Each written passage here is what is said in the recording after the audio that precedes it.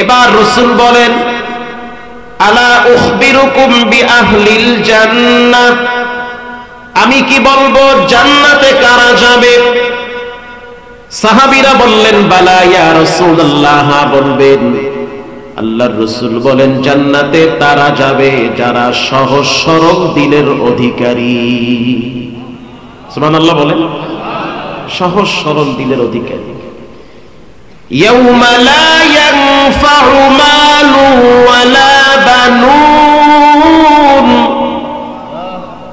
ইল্লা মান আতাল্লাহা বিকলবিন সালিম।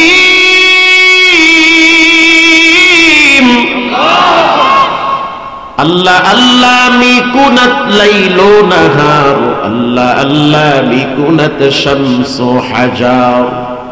আল্লাহ বলেন, কিয়ামতের ময়দানে মাল কাজে আসবে না, সন্তান কাজে আসবে না। সন্তান কাজে আসবে না, কই কি সন্তান কাজে আসবে না? মরার পরে সন্তান কাজে আসবে না। এখন আল্লাহর প্রতিনিধি হিসাবে আমি বলি, ভাই মরার পরে তো দূরের কথা, বাপ মা বাচ্চা থাকতেই তো ছেলে মেয়ে অনেক সময় কাজে আসে না। জি, সকালবেলা বাবা তার ছেলের হাত ধরে ধরে কোচিং এ নিয়ে যায়, প্রাইভেটে নিয়ে যায়, স্কুলে নিয়ে যায়। বাবায় 20 টাকা বাঁচায়া সেই টাকা দিয়ে কোচিং ফি দেয়, টিফিন ফি দেয়। বাবায় চাকরি করে একটা ফার্মে অথবা কোম্পানিতে, প্রতি মাসে মাসে সিদ্ধান্ত নেয় চাকরি আমি ছেড়ে দিব, বসের ব্যবহার খারাপ। কথা ঠিক না? সারাদিন ক্লান্ত শ্রান্ত শরীর নিয়ে যখন ঘরে আসে, সন্তানের চেহারা দেখার সাথে সাথে চিন্তা করে, চাকরি যদি ছেড়ে দেয় আমার ছেলেটার টাকা কে দিবে? সন্তানের চেহারার দিকে তাকাইয়া বসের ধমকগুলা বাবায় নীরবে হজম করে আর গোপনে গোপনে কাঁদে। একে বলে বাপ। এই ছেলেটা লেখাপড়া করার পর শিক্ষিত হয়, পরীক্ষার ফিস দিবে, টাকা নাই। মা কানের দুল বিক্রি করে, নাকের ফুল বিক্রি করে, স্বর্ণের আংটি বিক্রি করে, গোপন এক্সট্রা যেই টাকা ছিল সেগুলাও মা পুরাটাই ছেলের হাতে দিয়ে দেয়। এই ছেলে লেখাপড়া দেশে শেষ করে বাহিরে যায়, কানাডায় ডিগ্রি নেয়, বিভিন্ন দেশ থেকে ডিগ্রি নিয়ে দেশে আসে। একটা সময় দেখতে পাই শিক্ষিত ছেলেরা মা বাবাকে অবজ্ঞা করে, অবহেলা করে, বৃদ্ধাশ্রমে পাঠায়া দেয়। এত কষ্ট বাবার গেল কই? এজন্য রব্বুল আলামিন বলেন, ইয়াউমা লা ইয়ানফাউ মালু ওয়ালা বানুন, কিয়ামতের ময়দানে সন্তান কাছে আসবে না, সম্পদ কাছে আসবে না, ইল্লা মান আতাল্লাহা বিকলবিন সালিম, যার অন্তরে কোনো হিংসা নাই, অহংকার নাই, আমি ভাব নাই, যার অন্তরটা বিনয়ী, নম্র, ভদ্র। আল্লাহ বলেন, এমন ফ্রেশ অন্তরওয়ালা ব্যক্তিদেরকে আমি ডেকে ডেকে জান্নাতুল ফেরদাউসের গেট দিয়ে ভিতরে ঢুকায়া দিব। দিলটাকে বড় বানান, ফ্রেশ দিলের অধিকারী হন, মানুষকে বুকে টানতে ভালোবাসেন, দূরে সরায়েন না। প্রিয় ভাইরা আমার, আল্লাহর নবী একদিন মসজিদের বারান্দায় বসা, ইন্দিমিন টাইমে একজন ব্যক্তি উযু করে জুতা হাতে নিয়ে মসজিদে নববীতে ঢুকতেছে। আপনাদের কি কষ্ট হয়? আল্লাহর রাসূল বলেন, সাহাবীরা দেখো, যেই ব্যক্তি জুতা হাতে নিয়ে ভিতরে আসতেছে, নিঃসন্দেহে ওই ব্যক্তিটা রবের জান্নাতের মেহমান হবে। সুবহানাল্লাহ। বাইতে গিয়ে কইেন, আল্লাহর নবীর সাহাবী মুআজ ইবনে জাবাল বলেন, আমি আশ্চর্য হয়ে গেলাম, কি খুশনসিব, আল্লাহর নবীর মুখে শুনছি সে নাকি আল্লাহর জান্নাতের মেহমান হবে। কি এমন গোপন আমল আছে? মুআজ ইবনে জাবাল মাগরিবের নামাজ শেষ করার পরে তার পিছনে পিছনে বাড়িতে গেছে। যাওয়ার পরে বলল, ভাই আজকের রাত্রটা যদি আমি তোমার বাসায় মেহমান হই তোমার কি কোনো প্রবলেম আছে? বলে, না, কোনো প্রবলেম নাই, আমার স্ত্রীও ঘরে নাই, বাচ্চারাও নাই, তারা বেড়াইতে গেছে শ্বশুর বাড়ি, থাকতে পারো, অসুবিধা নাই। মুআয ইবনে জাবাল বলেন, আমি আর ওই নবীর সাহাবী একই বিছানায় শুয়ে পড়লাম। ইশারের নামাজ পড়লো, রাত্রিবেলা তাহাজ্জুদও পড়ে নাই, আমি তো ঘুমাই নাই, আমি খেয়াল করি, দেখি সে এশটা কি আমল গোপনে করে।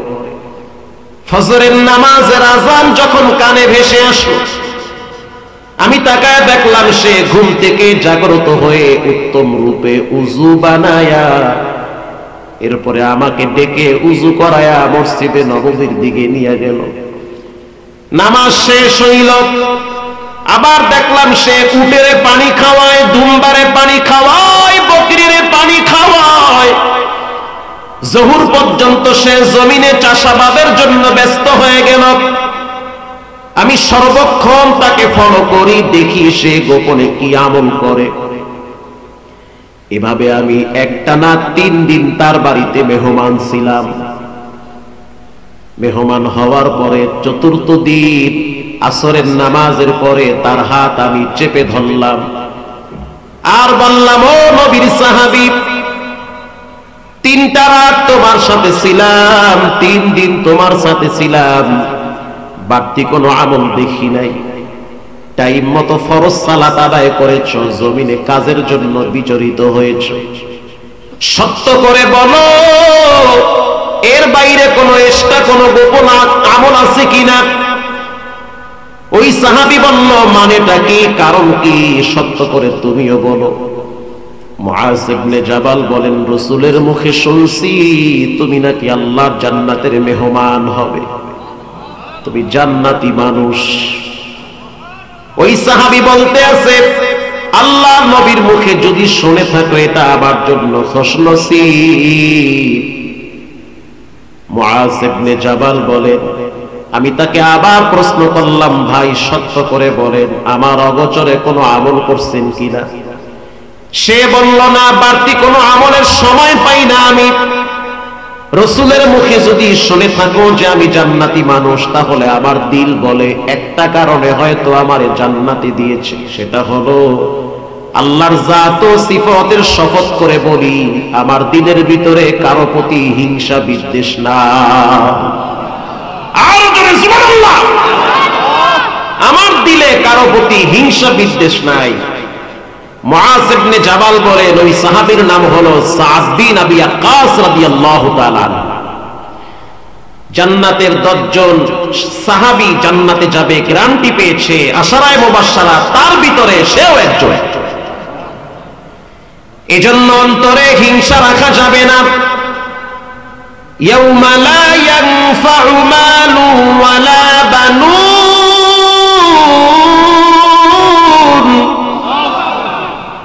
ইল্লা মান আতাল্লাহা বিকলবিন সালিম। বিচারের ময়দানে সন্তান কাজে আসবে না, সম্পদ কাজে আসবে না, কলবে সালিম একমাত্র পবিত্র আত্মাটা কাজে আসবে। প্রিয় ভাইয়েরা আমার, ওই মা বাবার কপাল কত খারাপ, যেই মা বাবা সকালবেলা ছেলে মেয়েদেরকে কোচিং এর জন্য ধমক দেয়, অথচ নামাজের জন্য ধমক দেয় না। প্রাইভেটে না গেলে মা বাবার মেজাজ গরম হয়, কোচিং এ না গেলে বাবায় রাগান্বিত হয়। মেয়েটা যদি প্রাইভেটে না যায় মায়ের মেজাজ গরম হয়, কোচিং এ না গেলে মা বাবা দুইজনই রাগ করে, কারে আমি খাওয়াই, টাকা যায় কোথায়, এত কষ্ট করি কাদের জন্য। সকালবেলা মা তার মেয়েকে নিয়ে প্রাইভেটে যায়, কোচিং এ যায়, স্কুলে পাঠায়, বাপ তার সন্তানকে নিয়ে কোচিং এ যায়, প্রাইভেটে যায়, অথচ ছেলে মেয়ে উপযুক্ত হয়েছে, প্রাপ্তবয়স্ক হয়েছে, বয়স 12 ক্রস করেছে, নামাজ ফরজ, আমল নামা জারি হয়ে গেছে। মা বাবা প্রাইভেট আর কোচিং এর জন্য যেই পরিমাণ ধমক দেয়, শাসন করে, এর অর্ধেক নামাজের জন্য শাসন করে না। এই ছেলে মেয়ে যদি শেষ বয়সে আপনারে কষ্ট দেয়, এটা আপনার হাতের কামাই। জি, শেষকালে আইয়া কয় হুজুর একটা তাবিজ দেন, পোলামাইয়া কথা হয় না। আমি বলি তাবিজের অ্যাকশন নষ্ট হয়ে গেছে, ফু দেন, ফুর অ্যাকশন নাই। একবারই খাই, কোন বাড়ি কি খাওয়ায় আল্লাহই জানে, আগের মতো ফুয়ে অ্যাকশন। কি করা যায়? একটা ইট নিয়ে আহেন, ইট পইরা দিয়ে গলায় ঝুলায় রাখি। কে হুজুর এটা কইলে দেন? আমি তো শুরুতেই ভুল করছিলাম। রাগ করতেছে, কষ্ট হয়। হযরত ওমর রাদিয়াল্লাহু তাআলা আনহু দরবারে এক বাবায় গেছে মামলা নিয়ে। আমিরুল মুমিনিন, আমার সন্তান কথা শুনে না, খাওন পরন দেয় না, কথা শুনে না, খাওন পরন দেয় না। ওই উনুল হিকায়াতে আসছে, হযরত ওমর ওই বাপরে ডাক দিছে, এদিকে আসো। ছেলেকে ডাক দিছে, বাপ আর ছেলে দুইজনকে পাশাপাশি দাঁড় করাইছে। এবার হযরত ওমর বলতেছে, এই যুবক, এই মুরব্বি কি হয়? বলে আমার আব্বা হয়। খাওন পরন দাও না? কয় না দেই না। করি আল্লাহ, কত বড় সাহস, ডাইরেক্ট কয় না দেই না। কেন দেও না? আমার মনে অনেক কষ্ট আছে। আচ্ছা, কষ্টের কথা পরে, তোমার তো এখন বিচার হবে। বাবারে খাওন পরন দাও না, বাবারে দেখতে চাও না। এবার যুবক বলে, আমিরুল মুমিনিন, যদি মনে কিছু না নেন, কষ্ট না নেন, তাহলে আমি দুই চারটা প্রশ্ন করতে চাই, বিচার করবেন, ঠিক আছে? বাদী বিবাদী দুইজনের বক্তব্য শুনে আপনাকে বিচার করতে হবে। এক নম্বরে আপনি বলেন, দুনিয়াতে বাপ আগে আসছে না ছেলে আগে আসছে? আপনারা কি মনে করেন, কে আগে আসছে? ও, এটাও দেখি বুঝেন, মাশাআল্লাহ। দুনিয়াতে বাপ আগে আসছে। প্রথম বাবার নাম কি? আদম আলাইহিস সালাম। এবার হযরত ওমর রাদিয়াল্লাহু তাআলা আনহু বলেন, দুনিয়াতে বাপ আগে আসছে, তো জানতে চাই দায়িত্ব বাবার আগে না ছেলের আগে? বাবার আগে। আমিরুল মুমিনিন, বাবার কি কি দায়িত্ব জানায় দেন, আমিও জানি, আমার আব্বাও জানুক। হযরত ওমর রাদিয়াল্লাহু তাআলা আনহু বলেন, বাবার তিনটা দায়িত্ব।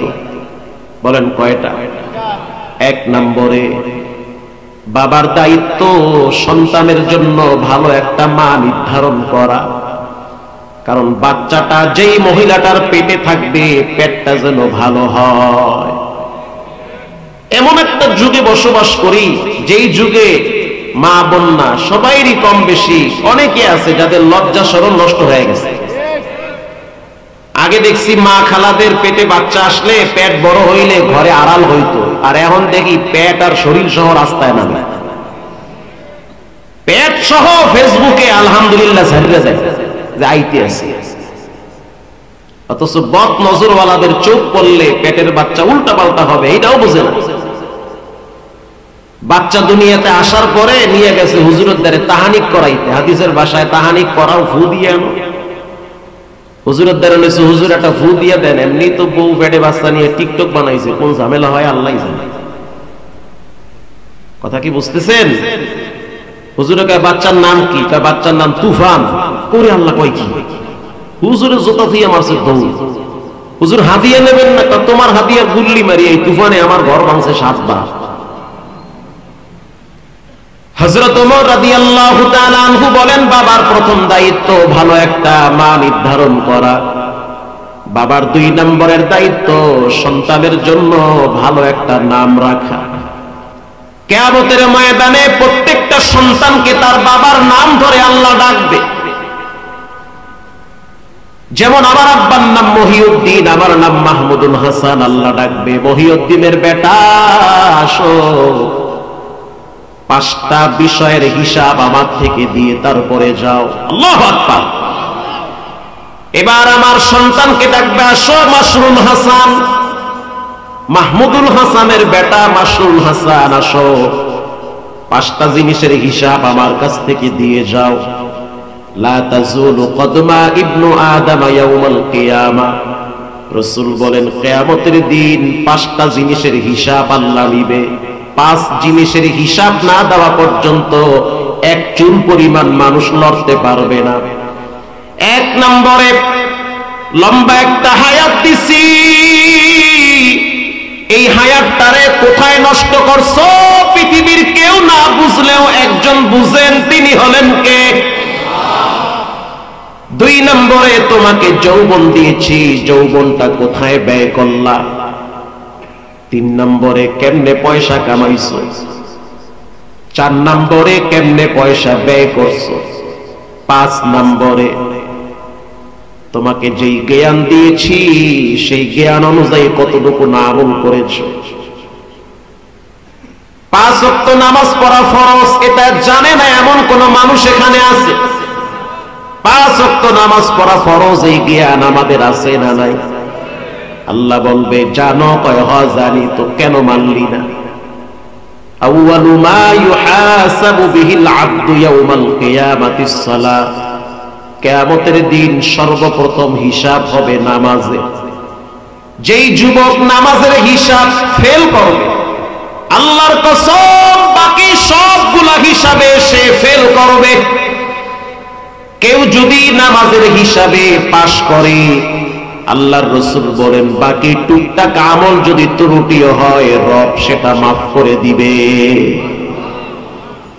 আমি যেই আয়াত আপনাদের সামনে তেলাওয়াত করেছি, আল্লাহ রাব্বুল আলামিন বলেন ইয়া আইয়ুহাল্লাযীনা আমানু ইসতাঈনু বিস-সাবরি ওয়াস-সালাহ।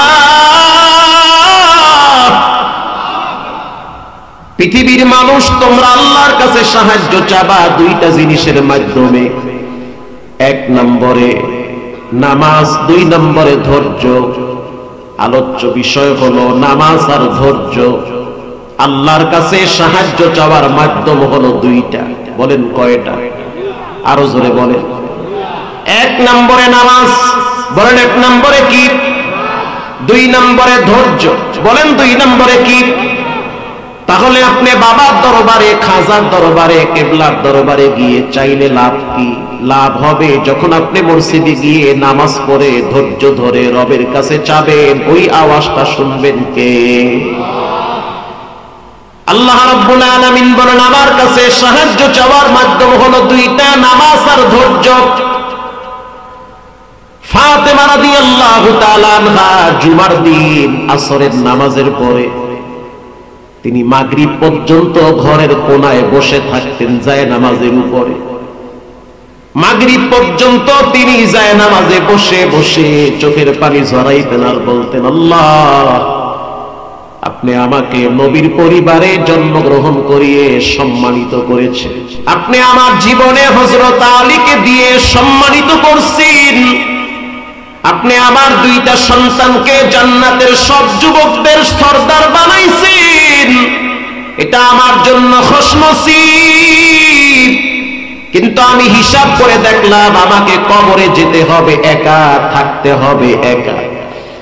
আমার আব্বা আমাকে বলেছে ইয়া ফাতিমা তু ইনকিলি নাফসাকি মিনান নার, ও ফাতেমা নিজেকে জাহান্নামের আগুন থেকে বাঁচাও। কে কার কন্যা, কে কার স্ত্রী, কে কার মা, কবরে পরিচয় চলবে না। পরিচয় একটা, তোমার জীবনে নামাজ আর ধৈর্য আছে কিনা। আল্লাহু আকবার। হাদিসের কিতাব খুললে পাওয়া যায় ফাতেমা রাদিয়াল্লাহু তাআলা আনহা, পর্দার ভিতরের মা বোন যারা আছেন দিলের কান লাগায় শোনেন, জুমার দিন আসর থেকে মাগরিব পর্যন্ত জায়নামাজে বসে আল্লাহর কাছে দোয়া করতেন আর চাইতেন। মাগরিবের নামাজের পরে রবের দরবারে লং টাইম তিনি হাত তুলে কাঁদতেন। আল্লাহর কাছে সব নবীরা চাইছি, বাবা আদম আলাইহিস সালাতু ওয়াস সালাম তিনি আল্লাহর কাছে সাহায্য চেয়েছেন। রব্বানা যালামনা আনফুসানা ওয়া ইল্লাম তাগফির লানা ওয়া তারহামনা লানাকুনান্না মিনাল খাসিরিন। আয় আল্লাহ, আমি আমার নফসের উপরে জুলুম করছি, আমারে মাফ করে দেন। আল্লাহু আকবার। মুসা আলাইহিস সালাম আল্লাহর কাছে দোয়া করে ফকিরের মতো, ইন্নী তুবতু ইলাইক, আমি তওবা করতেছি, তুমি আমারে মাফ করে দাও। যতবার আমি বলছি রব্বি আরনি, তোমারে দেখতে চাই, তুমি বারবার বলেছো লান তারানি মুসা, তুমি আমারে দেখতে পারবা না। তারপরও বলছি আমি দেখতে চাই, কিন্তু দেখতে পারি নাই। পুরা তুর পাহাড়ে নূরে ভস্মিত হয়ে গেছে। এবার মুসা আলাইহিস সালাম আল্লাহর কাছে তওবা করে মাফ করে দেন, আমার ভুল হয়েছে। ইউনূস আলাইহিস সালাতু ওয়াস সালাম তিনি যখন মাছের পেটে গেলেন, তখন তিনি আল্লাহর দরবারে দোয়া শুরু করলেন, লা ইলাহা ইল্লা আনতা সুবহানাক ইন্নী কুনতু মিনাজ জালিমিন।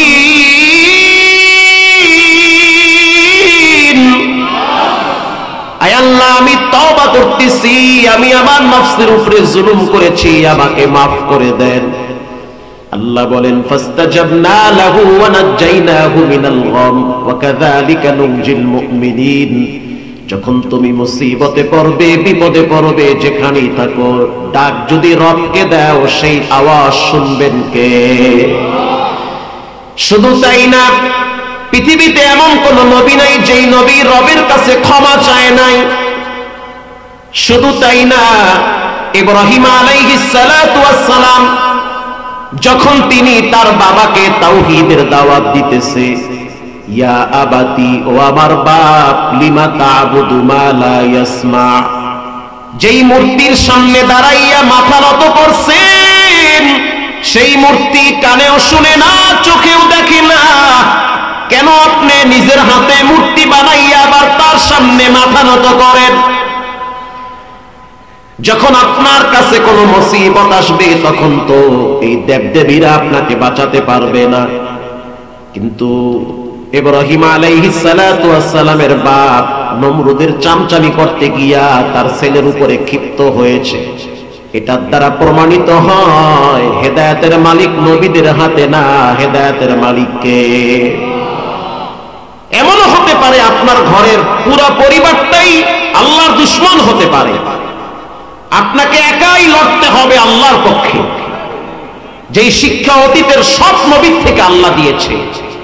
আল্লাহর রাসূল তার চাচাকে কোলে শোয়ায়া কানের কাছে মুখ নিয়ে বলে যে, আপনি একটাবার বলেন যে আমি আল্লাহর রাসূল, আবদুহু ওয়া রাসূলু, এইটুক বলেন, কিয়ামতের ময়দানে আমি আপনার গলায় গামছা লাগাইয়া টানতে টানতে জান্নাতে নিয়ে যাব। কেউ শুনবে না। বলেন সেই চাচা কালেমা পড়েছে? পড়ে না। নূহ আলাইহিস সালাম তার সন্তানকে দাওয়াত দেয়, ও সন্তান, আল্লাহর আযাব বড় শক্ত, যেইভাবে তুফান আসতেছে তুমি কিন্তু ধ্বংস হয়ে যাবে। নৌকা বানাইছি, নৌকার উপরে উঠো, তোমাকে আল্লাহ গজব থেকে বাঁচায়া দিবে। নূহ আলাইহিস সালামের নিজের ঔরসজাত সন্তান বলে, আমি তুফানের সাথে মোকাবেলা করব। আউযুবিল্লাহ না নাউযুবিল্লাহ? তুফানের সাথে মোকাবেলা করব। নূহ আলাইহিস সালাম আবার বলে, বাবা, আমি যা দেখি তুমি কিন্তু তা দেখো না, পাগলামির জায়গা না, আল্লাহর আযাব থেকে বাঁচতে পারবা না, উঠো নৌকায়। তিনবার যখন সন্তানকে বয়ান করল, আল্লাহ বলেন, লাইসা মিন আহালি, খবরদার, এরপরে আর সন্তানকে ডাকা যাবে না, দেখবো কিভাবে তুফানের সাথে লড়ে। পাহাড়ের কিনারায় দাঁড়াইয়া হাত বড় করে দাঁড়িয়ে আছে। প্রথম তুফান যখন ধাক্কা মারছে পাহাড়ের সাথে, নূহ সন্তান কেনানকে আল্লাহ চ্যাপ্টা লাগায় ফেলাইছে। লূত আলাইহিস সালাতু ওয়াস সালামের স্ত্রীকে বারবার দাওয়াত দেয়, আমি লূত, তুমি আমার বিবি, খবরদার আল্লাহর সাথে দুশমনি করিও না। কিন্তু লূত নবীর স্ত্রী জাহান্নামে যাবে, রবের সাথে নাফরমানি করে। ইব্রাহিম নবীর বাপ, সে আল্লাহর সাথে বিদ্রোহ ঘোষণা করেছে। ইব্রাহিম নবী বারবার তার হাতেও ধরে, পায়ে ধরে, আল্লাহকে চিনেন, রাসূলকে চিনেন, আল্লাহর বাণী গ্রহণ করে নেন। এবার তার বাবা বলে, ক্বারা আরাগিবুন আনতা আন আলিহাতি ইয়া ইব্রাহিম, ইব্রাহিম, তুমি কি আমার দেবদেবীর সাথে নাফরমানি করতেছো? আমার দেবদেবীর বিরুদ্ধে তুমি আওয়াজ তুলেছো, তাহলে শুনে নাও। ওয়াহজুরুনি মালিয়া, আমি তোমাকে পাথর মেরে হত্যা করব, অথবা তোমাকে দেশ ছাড়া করব। ইব্রাহিম নবী বাবার সাথে রাগ করে নাই, বাবার সামনে অনুরোধ করে বলল, ক্বালা সালামুন আলাইক, ও আমার আব্বা, আপনি আমাকে জন্ম দিয়েছেন, আপনার সাথে বেয়াদবি করা যাবে না। বাপ যদি কাফেরও হয় তারপরও সে তোমার বাবা। মা যদি পতিতালয়ের বেশ্যাও হয় তারপরও সে তোমার মা, তার সাথে বেয়াদবি করা যাবে না। বাপ যদি সমাজের নিকৃষ্ট ব্যক্তিও হয় তারপরও সে তোমার বাবা, তার সাথে বেয়াদবি না করার ঘোষণা দিয়েছেন কে? বাপ যতই খারাপ হোক, মা যতই খারাপ হোক, তারপরও সে তোমার মা, সে তোমার বাবা। মরার পরে বিচার করবে আল্লাহ, তুমি বিচার করতে চাইও না। এবার ইব্রাহিম নবী তার বাবারে নসিহত করেন, ক্বালা সালামুন আলাইক, আব্বা আমি আপনার সাথে ঝগড়া করব না। সাআস্তাগফিরু লাকা রাব্বি ইন্নাহু কানা বি হাফিয়া, আমি আপনার জন্য আল্লাহর কাছে ক্ষমা চাইতেই থাকবো। আল্লাহ আপনি আমার আব্বারে মাফ করেন, দোয়া করতেছে ইব্রাহিম নবী, কারণ বাপ তো মুশরিক। কথা কি বুঝতেছেন? দোয়া করতেছে।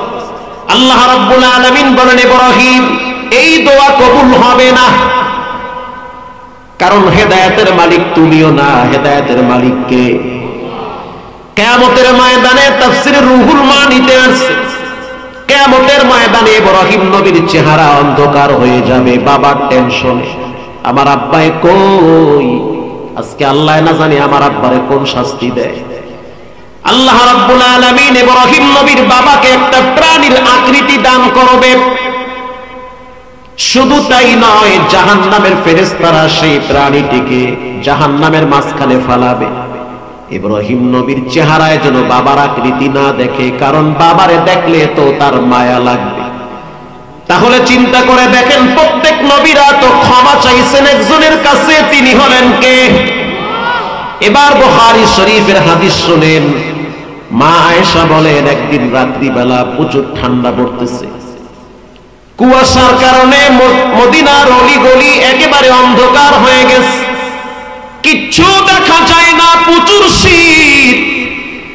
আমি ওই সময় বুঝতে পারলাম আমার হাতের ভিতরে একটু পানি লাগছে। আমি মনে করলাম মশকের পানি বুঝি আমার বিছানায় পড়ে গেছে। আমি আর রাসূল একই বিছানায় শুইছি, কিন্তু আমার হাতে পানি লাগলো, পানি কোথা থেকে আসলো? আমি ডাইনে তাকায় দেখতেছি মশকের ভিতরে পানি জমা আছে, কিন্তু এই পানি কোথা থেকে আসলো? আমি আস্তে করে নজর করে দেখলাম রাসূলুল্লাহ সিজদায় পড়ে কাঁদতেছেন, আর তার চোখের পানি বায়া বায়া পড়তেছে। আমি আয়েশা উযু বানাইয়া এরপরে আমি মনে করলাম রাসূলুল্লাহ বুঝি সিজদার ভিতরে মারা গেছে। জানান্তু হাত্তা কাবদাতার রূহু, আমি মনে করলাম রাসূল বুঝি সিজদার ভিতরে মারা গেছে।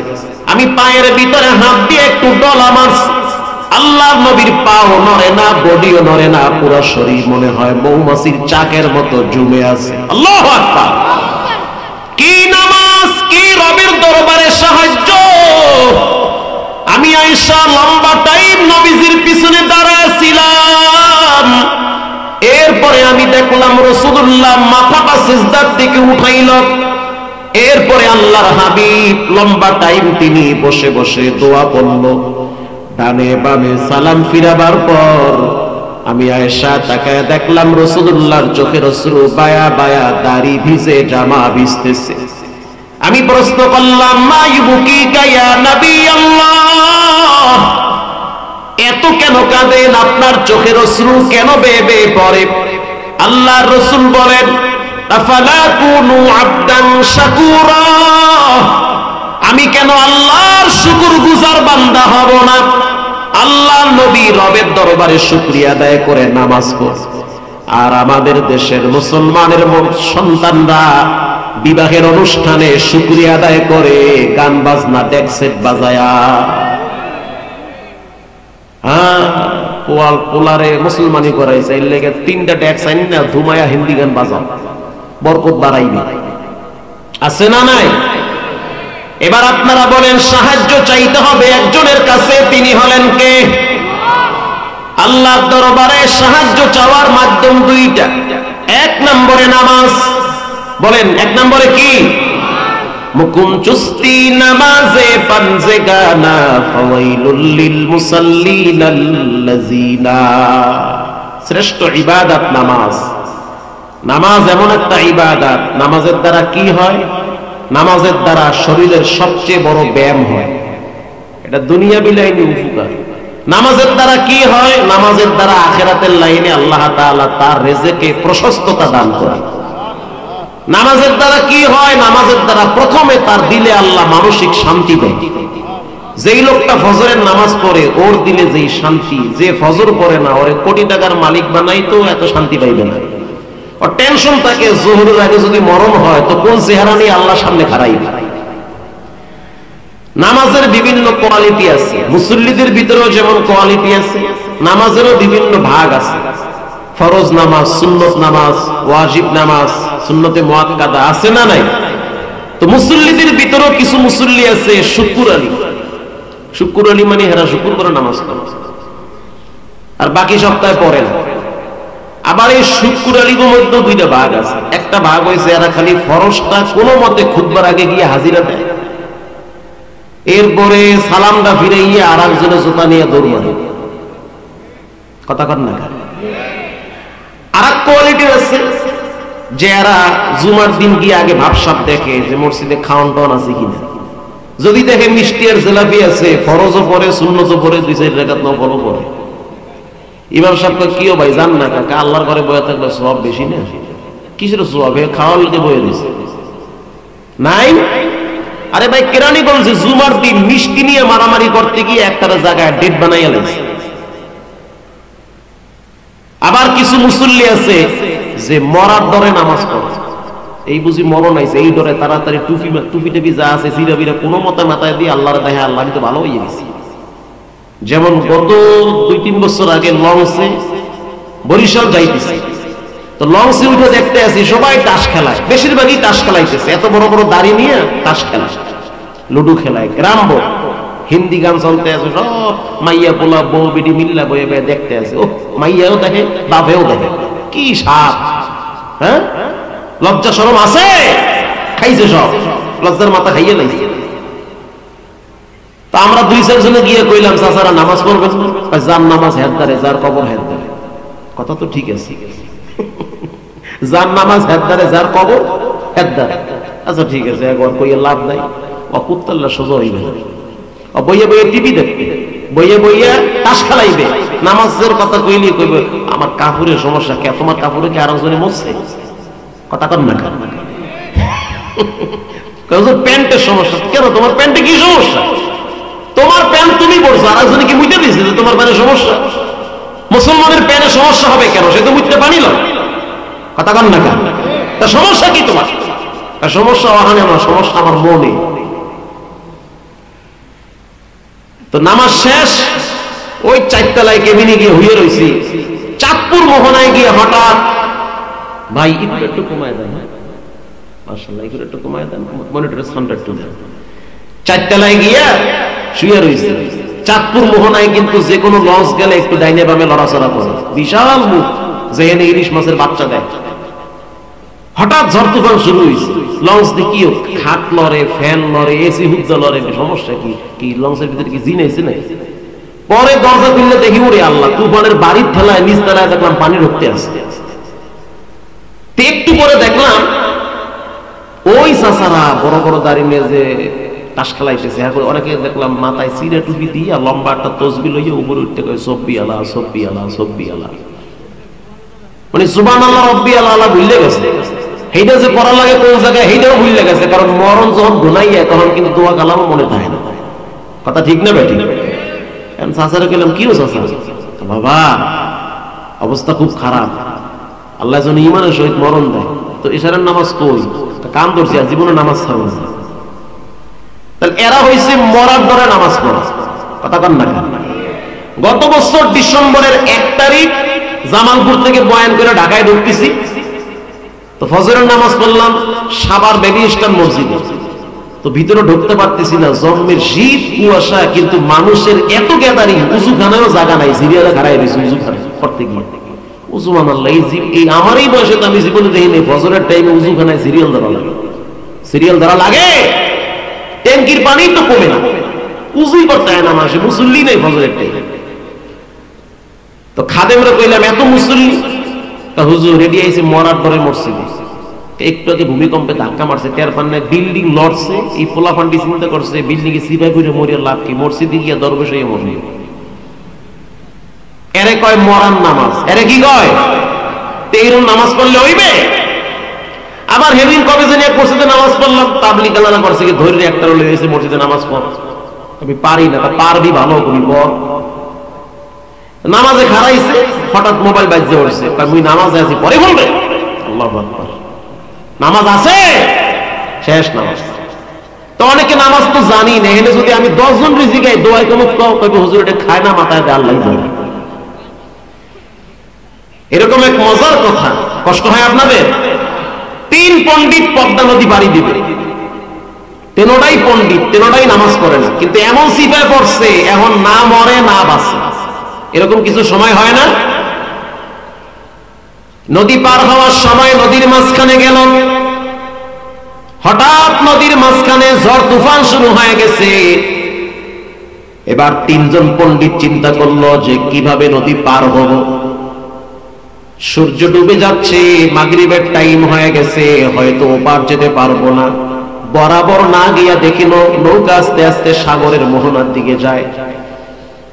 এবার 3 জনে বলল জীবনের শেষ নামাজটা পড়ালো, একটু পরেই তো মাছের পেটে যাওয়া লাগবে, মাগরিবের নামাজ পড়ে নাও, কমপক্ষে মাগরিবের ফিরার থেকে তো বাঁচা যাবে। 3 জনে পরামর্শ করলো, ঠিক আছে তো নামাজ পড়াইবে কেডা, ইমাম সাহেব হইবে কেডা, কইছে এটা বেশি ফটর ফটর করে এটার সামনে দিন। এবার এক পণ্ডিত সামনে গিয়ে আল্লাহু আকবার সূরা ফাতিহা শেষ করে স্টার্ট দিছে, কুল ইয়া আইয়ুহাল কাফিরুন। যেই কইছে কাফিরুন, হঠাৎ নদীর মাঝখানে তুফান আর একটা আইয়া জোরে মারছে বাড়ি।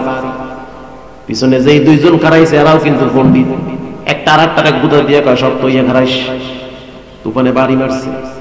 পাশের দায় কয় এই মগা নামাজের কথা কইলে নামাজ থাহে কোন, যেটা আগে কইছে ওর নামাজ আছে, পাশে যেটা কয় নামাজ আছে ওর নামাজ আছে। ইমাম সাহেব পিছনে চাইয়া কয় ও কথা কইছে, কইছে তুই কইছো না, নামাজ একজনেরটাও আছে, শেষ নামাজ। এজন্য আল্লাহর রাসূল বলেন সাল্লু কামা রাআইতুমুনি উসাল্লি, তোমরা নামাজ পড়ো নবী যেভাবে নামাজ পড়ছে সেইভাবে। আল্লাহর নবী যখন নামাজে দাঁড়ায় থাকতো, পাখি আইসা ঘাড়ের উপরে পড়তো, নবীও লড়তো না, পাখিও লড়তো না। হযরত আলী রাদিয়াল্লাহু তাআলা আনহুর পায়ের ভিতরে তীর ঢুকে গেছে, সাহাবীরা চিন্তায় পড়ে গেল, তীর টানলে তো হযরত আলীর জান বের হয়ে যায়। আল্লাহর রাসূল বলল যখন আলী নামাজে দাঁড়াবে তখন তীরটাই না খুইলা ফেলাবে। হযরত আলী যখন নামাজে দাঁড়াইছে, সাহাবীরা আয়েশা তীরটাই না খুইলা ফেলাইছে, আলীর কোনো খবরই নাই। একে বলে নামাজ, একে বলে নামাজ, একে বলে নামাজ। রাসূলুল্লাহর 2 জন সাহাবীকে মুজাহিদদের তাবু পাহারা দেওয়ার জন্য দাঁড় করায়া দিছে।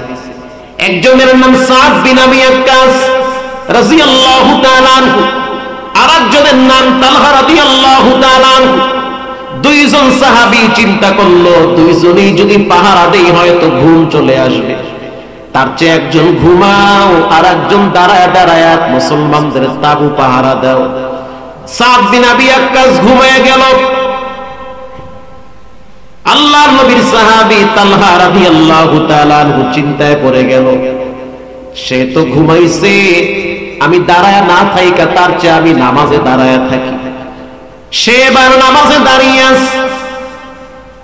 ইন দি মিন টাইমে বেঈমানদের তীর বিদ্ধ হচ্ছে, তারা দূর থেকে তীর মারতেছে হযরত তালহা রাদিয়াল্লাহু তাআলা আনহুকে টার্গেট করে। এক একটা তীর আইসা তালহা রাদিয়াল্লাহু তাআলা আনহুর পিঠের উপরে পড়তেছে, রক্ত বেয়ে বেয়ে পড়তেছে, তারপরেও নামাজ ছাড়ে না। কারণ তখনও পর্যন্ত উযুর মাসআলা হয় নাই যে উযু নষ্ট হয়ে যাবে রক্ত বায়ে বায়ে পড়লে। ওই মাসআলা তখনও ক্লিয়ার হয় নাই। লম্বা টাইম তিনি নামাজে তেলাওয়াত করলো, নামাজ ছাড়ে না। আর আমাদের দেহে যদি একটা মশা পারে মুহূর্তের ভিতরে 3 হাত লাফ দেয়, ঠিক না ভাই? ঠিক। আবার অনেক মুসল্লি আছে নামাজে দাঁড়ায়া ঘড়ির দিকে তাকায়া থাকে। ইমাম সাহেব যদি কেরাত লম্বা লয়, পিছনে কয়েকজন খাড়ায়া খাড়ায়া জোরে জোরে কাশ দেয়, তার মানে হুজুর চায়ের দোকানে ছবি শেষ হইতে আছে, তাড়াতাড়ি নামাজ শেষ করে। কথা ঠিক না বেঠি? এবার এই সাহাবী দ্রুত নামাজ শেষ করে দিল, কারণ তার টেনশন, রক্ত যদি সব পড়ে যায় না জানি আমি অসুস্থ হয়ে যাই। তিনি যখন নামাজ দ্রুত কমপ্লিট করলেন, সাদ বিন আবি ওয়াক্কাসকে ডাকলেন।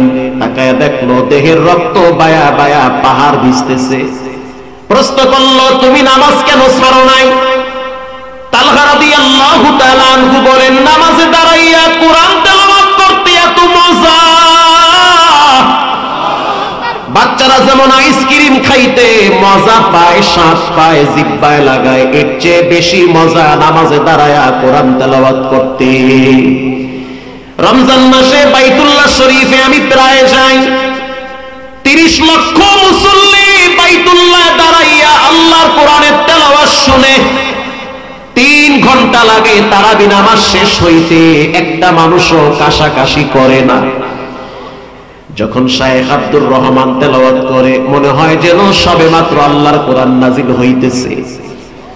যখন শায়েখ ইয়াসির দুসারি তেলাওয়াত করে, তরুণ ইমাম, যুবক ইমাম, মাঝখানে একবার জালেমের বিরুদ্ধে কথা বলতে গিয়ে চাকরি চলে গিয়েছিল। আল্লাহর দয়ায় আবার তার চাকরি পুনর্বহাল হয়েছে। বর্তমান বাইতুল্লাহ শরীফের একজন পাওয়ারফুল ইমাম শায়েখ ইয়াসির দুসারি। যেই রাস্তা দিয়ে হেঁটে যায় মানুষরা ওই রাস্তার ধুলাগুলা বুকে লাগায়।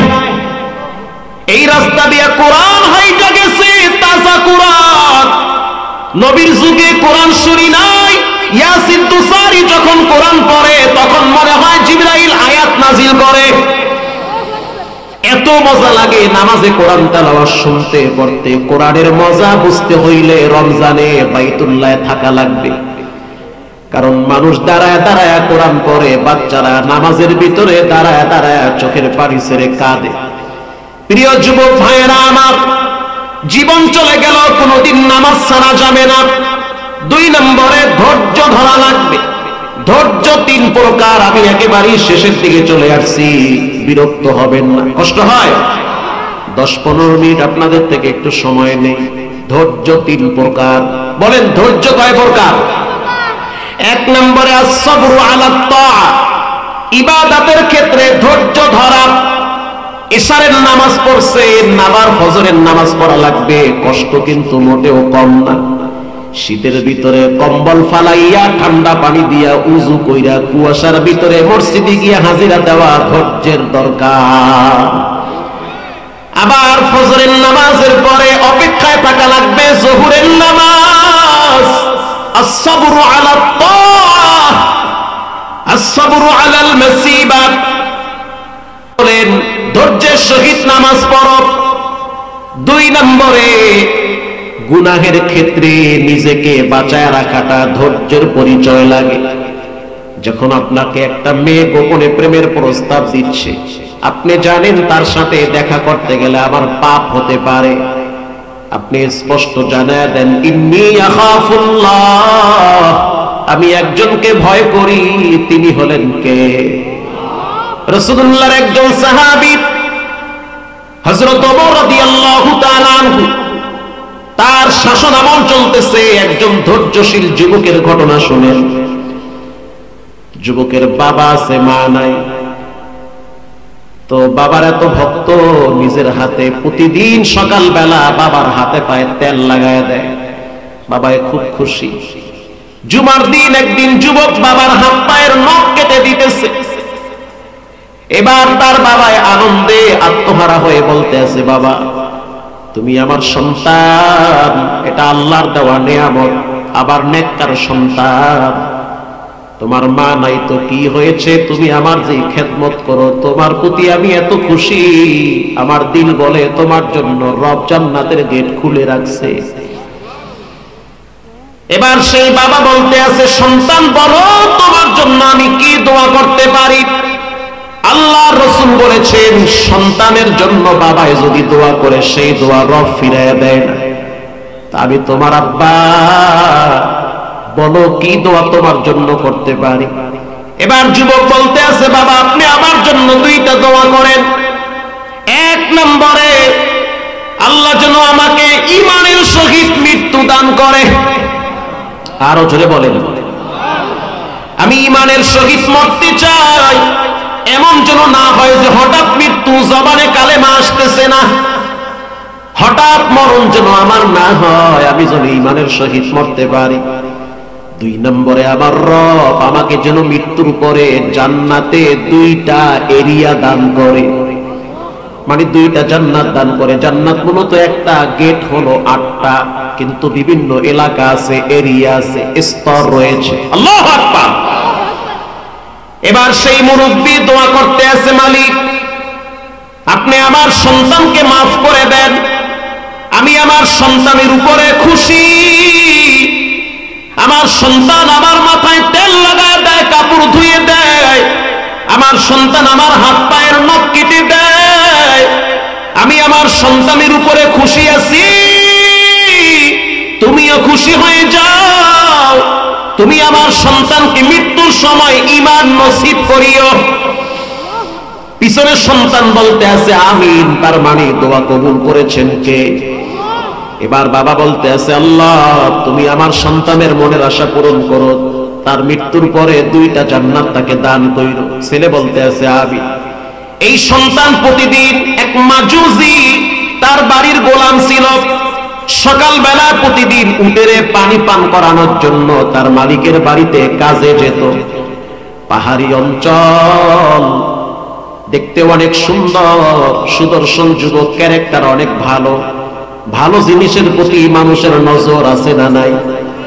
যাওয়া আসার পথে এক বংশীয় নারী, বংশীয় এক নারী তার চেহারার দিকে তাকায় বুঝলো নেককার যুবক। একদিন তাকে প্রস্তাব দিল, আমি তোমার সাথে একটু পার্সোনাল সময় কাটাতে চাই। যুবক বলতে আছে, ইন্নী আখাফুল্লাহ, আমি একজনের সবচেয়ে বেশি ভয় পাই। চিৎকার মেরে বলেন, তিনি হলেন কে? মেয়েটা বলতে আছে, বুঝলাম আল্লাহরে ডরাও, তাহলে আমাকে 5টা মিনিট সময় দাও। মেয়েটা বলতে আছে 5টা মিনিট টাইম দাও। যুবক বলে, তোমার আমার মাঝখানে ইবলিস আইসা ধোঁকা দিয়া খারাপ রাস্তায় নিবে, কোনো সময় নাই, তুমি তোমার রাস্তায়, আমি আমার রাস্তায়। কিছুদিন পরে মেয়েটা আবার আইসা বলতে আছে, যুবক শুনে নাও, পুরা এলাকার ভিতরে সবচেয়ে তোমার ক্যারেক্টার অনেক সুন্দর, আমি অনেকভাবে খেয়াল করে দেখছি, তোমার জীবনের ভিতরে কোনো কলঙ্কের দাগ নাই, কিন্তু আমার দিলের ইচ্ছা আমি তোমার সাথে পার্সোনাল সময় কাটাবো। আরবি মানুষ কি চিন্তা আল্লাহই জানে। যুবক বলতে আছে, হবে না, আমার বাপ আমার জন্য মেয়ে দেখে রাখছে, জাত গোষ্ঠী বংশ নেককার একটা মেয়ে ঠিক করেছে, আমার পবিত্র যৌবন আমি তার হাতে উপহার দিব। আমার এই দেহের ভিতরে কলঙ্কের দাগ নাই, রক্তের ভিতরে কোনো হারাম স্পর্শ নাই। যেই মেয়েটাকে বিবাহ করব সেই মেয়েটা আমাকে একেবারেই পবিত্র পাবে, আর যেই মেয়েটার জন্য আল্লাহ আমাকে নির্ধারণ করেছে সেই মেয়েটাকে আমিও পবিত্র পাবো। আল্লাহু আকবার। এবার ওই মেয়েটা বলতে আছে, না, বিবাহ আমার সাথে হবে। যুবক বলতে আছে, সাবধান, আমার বাপ আমার জন্য মেয়ে দেখে রাখছে, ওখানেই বিবাহ হবে। এবার এই মেয়েটা যুবকের হাত জড়ায় ধইরা চাইবা ধরছে। যুবক বলতে আছে, আল্লাহ, একটা মেয়ে যদি আমাকে স্পর্শ করে আমি তো পুরুষ, শয়তানের ধোকায় পড়ে যেতে পারি। গুনাহে লিপ্ত হওয়ার আগে তুমি আমার মৃত্যু দিও। খারাপ কাজে চরিতার্থ করার আগে আমার মৃত্যু হওয়াটা অনেক ভালো। মেয়েটা বলতে আছে, যুবক যদি চিল্লাচিল্লি করো তাহলে আমি বলবো তুমি আমাকে ব্ল্যাকমেইল করতেছো। যুবক বলতে আছে, আল্লাহ, দরজা সব বন্ধ হয়ে গেছে, তুমি ছাড়া আমার আর কোনো উপায় নাই। ইউসুফ আলাইহিস সালাতু ওয়াস সালামকে জুলাইখা যখন দরজার ভিতরে তালা লাগায় আটকায় রাখছে, যেই দিকে তাকায় সেই দিকে দেখতেছে নেকের ছবি। এবার জুলাইখা তার খোদার ছবিগুলোর উপরে গামছা দিয়ে আটকায় রাখতেছে। ইউসুফ আলাইহিস সালাতু ওয়াস সালাম প্রশ্ন করতেছে, কি ব্যাপার, কার ছবি লাগাও? বলে আমার খোদায় দেখলে তো লজ্জা লাগবে। ইউসুফ আলাইহিস সালাতু ওয়াস সালাম বলেন, সাবধান, তোমারে আমার এমন একজন খোদায় দেখতেছে যিনি অন্ধকার রাতে সূক্ষ্মভাবে ঘরেও দেখতে পারে। ইউসুফ আলাইহিস সালাতু ওয়াস সালাম সেই চার দেওয়ালের ভিতরে ঈমান বাঁচানোর জন্য দৌড় মারছে। সে জানে 7টা দরওয়াজায় তালা আছে, তারপরও সে চিন্তা করলো আমার কাজ দৌড় দেওয়া, চেষ্টা করা, আমার যৌবন পবিত্র রাখতে হবে। ইউসুফ নবী যখন দৌড় মারছে, আল্লাহ রাব্বুল আলামিন প্রত্যেকটা দরওয়াজার তালা টাস টাস করে খুলে দিয়েছে। বানোয়াট কিচ্ছা কাহিনী না, কোরআনের কথা। ওয়ামা উবাররিউ নাফসি ইন্নান নাফসা লাআম্মারাতুম বিসসুই ইল্লা মা রাহিমা রাব্বি। আমার কোনো যোগ্যতা নাই, আমার কোনো ক্রেডিট না, এটা আমার রবের দয়ায় হয়েছে। রব চাইছে বিদায় আমারে বাঁচাইতে পারছে। আল্লাহু আকবার। এবার ওই যুবক বলতে আছে, আল্লাহ আমারে বাঁচান, না হয় আমার মৃত্যু দেন, আমি মরতে চাই, আমি ঈমানের সহিত মরতে চাই, তারপর আমি হারাম জিনিস স্পর্শ করতে চাই না। আল্লাহ রাব্বুল আলামিন কখনো কখনো বান্দার দোয়া বিনা পর্দায় কবুল করে। বুখারী শরীফে আসছে, বান্দা যে দোয়াটাই করে সাথে সাথে কবুল হয়ে যায়। আল্লাহ কবুল করেছেন। যুবকের শরীরে জ্বর চলে আসছে, মুহূর্তের ভিতরে মেয়েটা হাতটা ছাইরা দিছে। কি ব্যাপার, কারেন্টের মতো শর্ট করলে কেন? জ্বরে হাত দিতে পারে না। এবার মেয়েটা চিন্তায় পড়ে গেল, না জানি কি হয়েছে। যুবক ওখানে বসে পড়ল, মেয়েটা ভয়তে চলে গেল। যুবক এবার চেহারাটা বাইতুল্লাহর দিকে ফিরায়া কালেমা পড়তে পড়তে শেষ নিঃশ্বাস ত্যাগ করেছে। এলাকার মানুষগুলা ঈশা ধইরা তারে গোসল করাইয়া, এরপরে কাপড়ের কাপড় পেঁচাইয়া লাশ ফালায়া রাখছে। যুবকের বাপ লাঠিতে ভর দিয়া দিয়া পাহাড়ি অঞ্চলে লাশ দাফন করতে যখন বাপ নিজে কবরে নামছে, বুড়া মানুষ চোখের পানি ঝরতেছে আর বলতে আছে, আল্লাহ, আমি বুড়া মানুষ, আমার তো মরণ আগে হওয়ার কথা, কিন্তু আমার অল্প বয়সী বাচ্চাটারে নিয়ে গেলা। কোনো আফসোস নাই, তোমার পক্ষ থেকে এটা পরীক্ষা। কবরে লাশ রাখতেছে আর মুরব্বীর চোখের অশ্রু বায়া বায়া পড়তেছে। ডাইনে একবার হাত দেয়, বামে হাত দেয় আর বলে, মাটি, আমার সন্তানটারে চাপ দিবি না। আল্লাহু আকবার। লাশ দাফন হয়ে গেল, মুরব্বী চলে গেল মসজিদে নববীতে। গিয়া দেখলো হযরত ওমর রাদিয়াল্লাহু তাআলা আনহু তার ইমামতিতে নামাজ হচ্ছে। এবার হযরত ওমরের পিছনে নামাজ শেষ করে পিছনে বসে আছে। পিছনে বসে থাকার পর হযরত ওমর তাকায় দেখলো অনেক দূরের মানুষ, লাঠি একটা পাশে, কালো একটা চাদর গায়ে দেওয়া।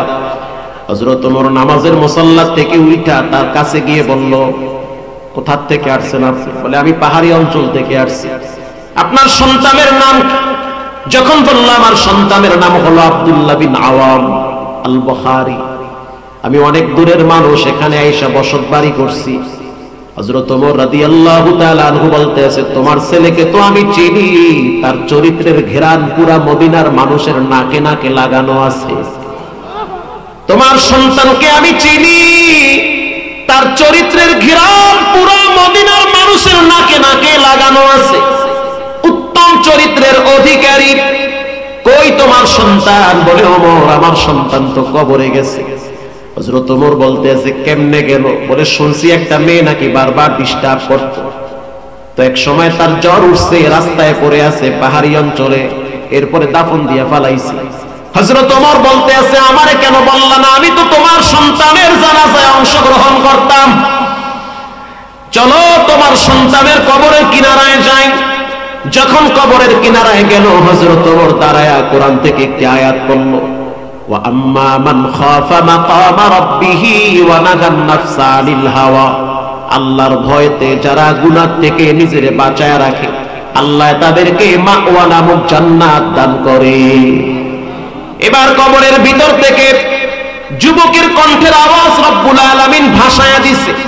যুবক বলতে আছে ওয়ালিমান খাফা মাকামা রাব্বিহি জান্নাতান।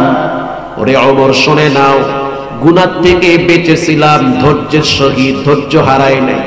গুনাহ থেকে বেঁচে থাকাটা হলো সবচেয়ে বড় ধৈর্য। সুযোগ আছে ঘুষের বান্ডিল পকেটে নেওয়া, ধৈর্যের সহিত প্রত্যাখ্যান করা।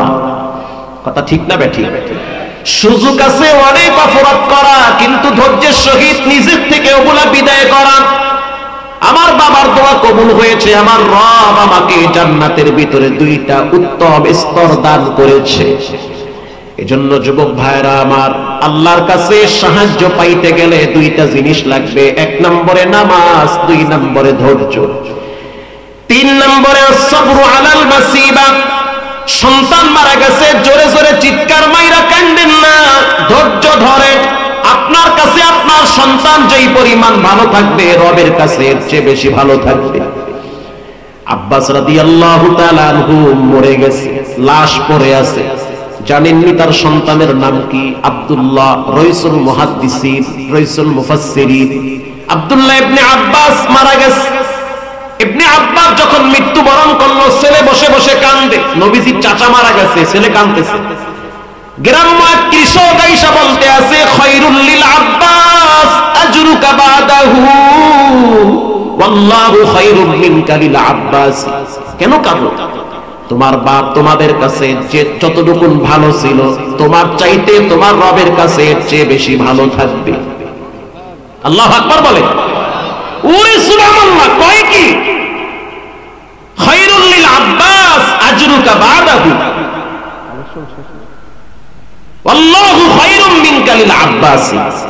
এক গ্রাম্য কৃষক আয়েশা বলতে আছে, এই আব্বাসের বেটা, নবীর চাচতো ভাই, কাঁদো কেন? বলে আব্বাই মারা গেছে। তাই তোমার বাপ তোমার কাছে যেই পরিমাণ ভালো থাকতো, কসম আল্লাহর, তার চেয়ে তোমার রবের কাছে আরো বেশি ভালো থাকবে। কান্দো না।